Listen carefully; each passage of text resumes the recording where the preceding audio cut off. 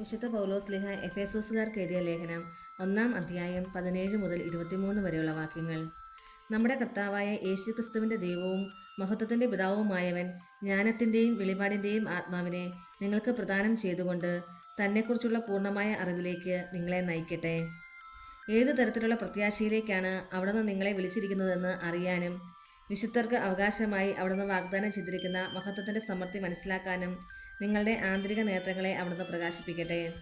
അതുവഴി അവൻ്റെ പ്രഭാവപൂർണമായ പ്രവർത്തനത്തിനനുസൃതമായി വിശ്വാസികളായ നമ്മിലേക്ക് പ്രവഹിക്കുന്ന അവൻ്റെ അപരിമേയമായ ശക്തിയുടെ മഹനീയത എത്രമാത്രമെന്ന് വ്യക്തമാകട്ടെ. ക്രിസ്തുവിനെ മരിച്ചവരിൽ നിന്ന് ഉയർപ്പിക്കുകയും സ്വർഗത്തിൽ അവിടുത്തെ വലത്തുവശത്ത് ഇരുത്തുകയും ചെയ്തപ്പോൾ അവനിൽ പ്രവർത്തിച്ചത് ഈ ശക്തിയാണ്. അങ്ങനെ ഈ യുഗത്തിലും വരാനിരിക്കുന്ന യുഗത്തിലും എല്ലാ ആധിപത്യങ്ങൾക്കും അധികാരങ്ങൾക്കും ശക്തികൾക്കും പ്രഭുത്വങ്ങൾക്കും അറിയപ്പെടുന്ന എല്ലാ നാമങ്ങൾക്കുമുപരി അവനെ ഉപവിഷ്ടനാക്കി. അവിടുന്ന് എല്ലാ വസ്തുക്കളെയും അവൻ്റെ പാദങ്ങൾക്ക് കീഴിലാക്കുകയും എല്ലാറ്റിനും മുകളിൽ അവനെ സഭയ്ക്ക് തലവനായി നിയമിക്കുകയും ചെയ്തു. സഭ അവൻ്റെ ശരീരമാണ്, എല്ലാ വസ്തുക്കളിലും സകലവും പൂർത്തിയാക്കുന്ന അവൻ്റെ പൂർണ്ണതയുമാണ്. നമ്മുടെ കർത്താവായ മിശിഹായ്ക്ക് സ്തുതി. വിശുദ്ധ മത്തായി അറിയിച്ച സുവിശേഷം 28-ാം അധ്യായം 16 മുതൽ 20 വരെയുള്ള വാക്യങ്ങൾ.